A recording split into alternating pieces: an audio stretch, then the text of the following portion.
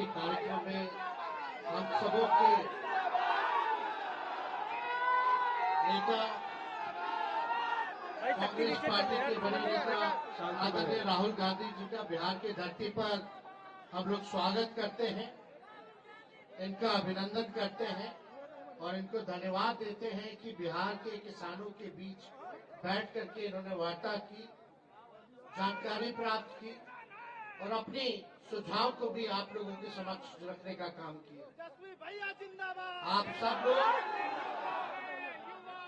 आप सब लोगों से हम कहना चाहते हैं कि मेरा मानना है कि जो अन्नदाता है, गर्मी में, सर्दी में, बारिश में, दिन भर खेत में लग करके मेहनत करके खून पसीने से हम सबों के थाली में 3-4 वक्त का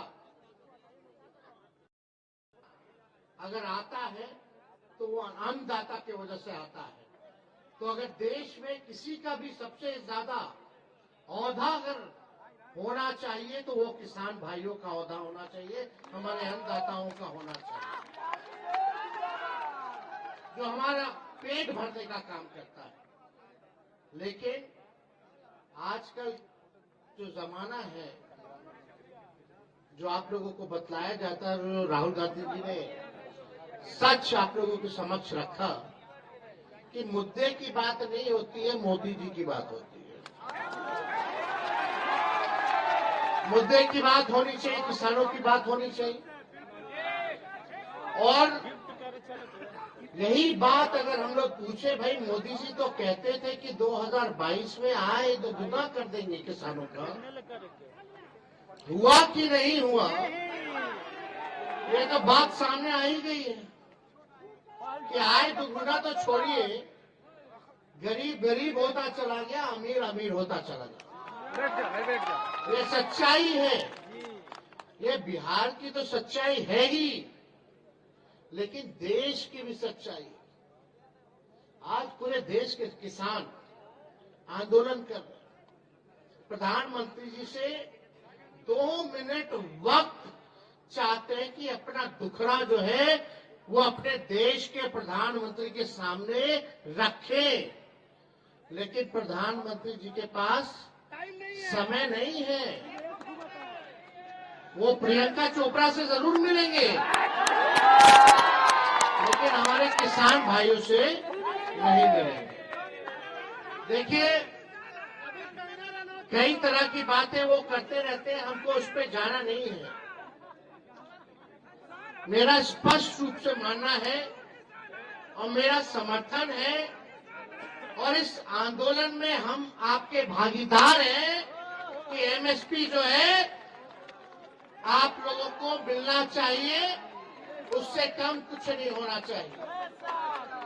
और आप सब लोगों को कहना चाहते हैं कि हम लोगों की कोशिश लालू जी के समय में, राबड़ी जी के समय में बाजार समिति था, मंडी था, वो नीतीश कुमार जी के आने के बाद उन्होंने खत्म कर दिया।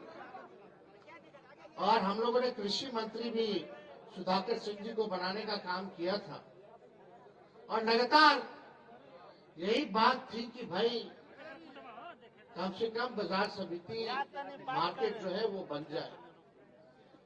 लेकिन आप लोग तो सब लोग अच्छे से जानते हैं हमारे मुख्यमंत्री जी कैसे हैं।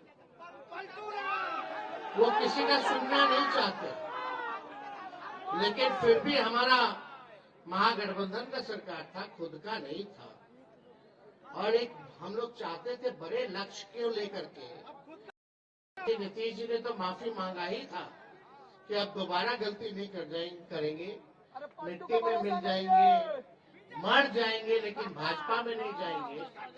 तो हम लोग तो भोले भाले लोग हैं, बात जो है समझ में आता है, चलो कोई नहीं, देश में सांप्रदायिक शक्तियों को रोकना है। जो लोग देश में जहर बोने का काम करते हैं, तो इस बार किसी भी कीमत पे, चाहे हमको कितना भी सहना पड़े, कितना भी कुर्बानी देना पड़े, लेकिन नीतीश जी को हम लोग लेकर के चलेंगे और 2024 में बीजेपी को, मोदी जी को सत्ता से बेदखल करने का काम करेंगे।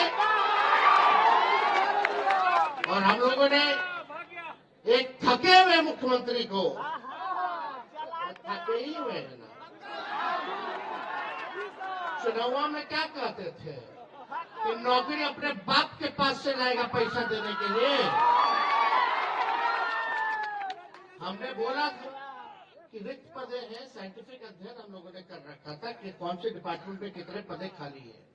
एजेंडा था 10 लाख नौकरी देने का, लेकिन सोचो 17 महीने में हम लोगों ने 5 लाख सरकारी नौकरी देने का काम किया, तो देश के इतिहास में कहीं नहीं हुआ। एक विभाग ने तो 2 लाख से भी ज्यादा सरकारी नौकरी जो है दिया। अब तो तीसरा फेज भी आ गया। और यही नहीं, मुख्यमंत्री जी तो वही स्वास्थ्य विभाग का मेरा फाइल दबा के रखे जाए, 1,30,000 लोगों को बहाली जो है निकालना था, लेकिन कई कैबिनेट मीटिंग में नहीं आए। बोले आप कर देंगे, आप कर देंगे, आप कर देंगे। तो चलो, ज्यादा किसी का बुराई नहीं करना है, बुराई करने से कोई फायदा नहीं है। मेहनत करेंगे, लड़ाई लड़ेंगे।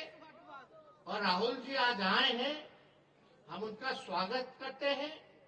और ये घूम करके देश भर में देश को जोड़ने का काम कर रहे हैं, और ये बहुत जरूरी है।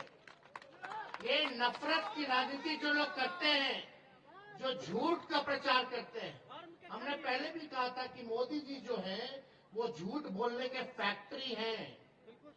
मोदी जी जो है वो झूठ बोलने के होलसेलर हैं। मोदी जी जो है झूठ बोलने के मैन्युफैक्चरर हैं। मोदी जी जो है झूठ बोलने के डिस्ट्रीब्यूटर हैं। तो इसलिए आप सब लोग जागरूक समाज है। हम लोग चाहते हैं कि समाज का अंतिम पैदान पे खड़ा व्यक्ति का विकास हो, और हम लोग चाहते हैं सामाजिक न्याय के साथ साथ लोगों को आर्थिक न्याय मिले। इसकी लड़ाई हम लोगों को आगे लड़ने का काम करना है, गरीबी मिटाने का काम करना है। जाति आधारित गणना हम लोगों ने कराया, लेकिन मोदी जी ने तो मना कर दिया था। हम लोग खुद गए थे, मिले थे, बात को रखा था, लेकिन अभी हम लोगों का यही योजना था कि जाति आधारित गणना तो हो गया, कौन समाज का कितना लोग है, लेकिन उसमें ये भी हम लोगों ने निकलवाया कि कौन कितना गरीब है, कौन परिवार जो है भूमिहीन है, कौन परिवार भीख मांग करके गुजारा करता है, किसके पास घर नहीं है, किसके पास रोजगार नहीं है। उनके लिए भी हम लोग आर्थिक मदद का योजना बना रहे थे।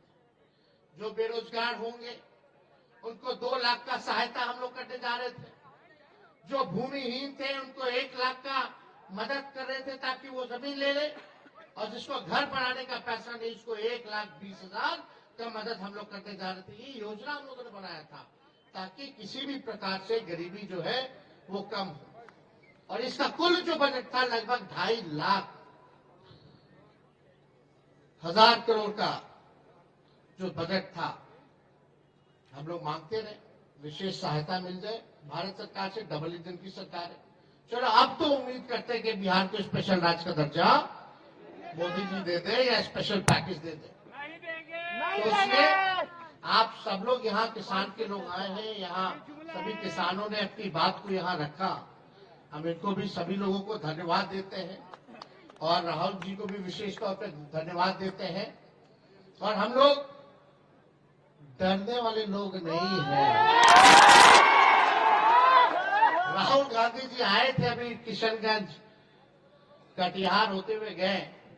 उस दिन एक दिन हमारे पिताजी को बुला लिया गया ईडी ऑफिस, उसके अगले दिन हमको बुला लिया गया। तो ये तो हम लोग तो बचपने से ना देख रहे हैं, कोई डरने वाली बात नहीं है ना। इनके गीदड़ भक्ति से लालू जी और लालू जी का बेटा घबराने वाला है। तो आप तो मजबूत रहिए, आपके अधिकार के लिए, आपके हक के लिए, आपको न्याय दिलाने के लिए, आपको इंसाफ दिलाने के लिए जो खून पसीना बहाने की जरूरत होगी वो हम लोग मिलकर के बहाने का काम करेंगे, ताकि आप लोग आगे बढ़े, आपका तरक्की हो। तो इन चंद शब्दों के साथ आप सब लोगों को धन्यवाद देते हुए अपनी बात को यही विराम देते हैं। बहुत बहुत